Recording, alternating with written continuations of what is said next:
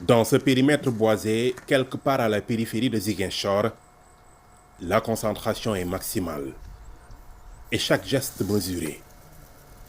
Cette équipe de démineurs est en séance d'entraînement pour affiner les automatismes.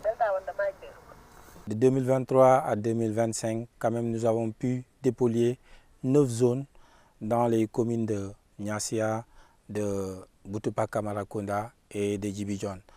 Donc pour une superficie totale de plus de 500 000 m² qui ont été nettoyés et plus de 93 engins explosifs qui ont été neutralisés. Ces démineurs s'apprêtent à redescendre sur le terrain pour démarrer la dépollution de près d'un demi-million de mètres carrés.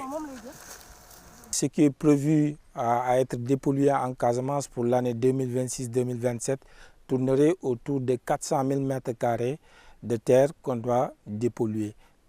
Et cela, nous continuons à demander l'appui des partenaires financiers pour que vraiment on puisse aller au-delà.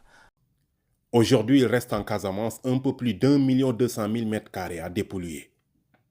Au regard de cette surface qui n'est pas assez importante, si je peux le dire, en termes de travail, je pense que d'ici très bientôt, la question du déminage va être derrière le Sénégal.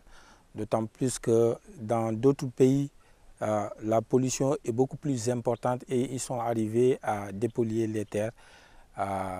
Et aujourd'hui, on a vu une volonté affichée de l'État qui en fait une priorité. On a été honoré de la visite du président de la République du Sénégal. C'est poursuivre le déminage, parce que le travail n'est pas encore fini.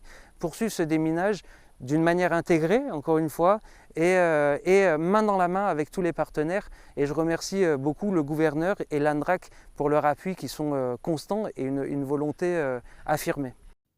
Depuis 2022, le déminage se fait suivant une approche intégrée à travers le programme de réduction des violences armées, RVA, ce qui permet de faciliter le retour des populations déplacées.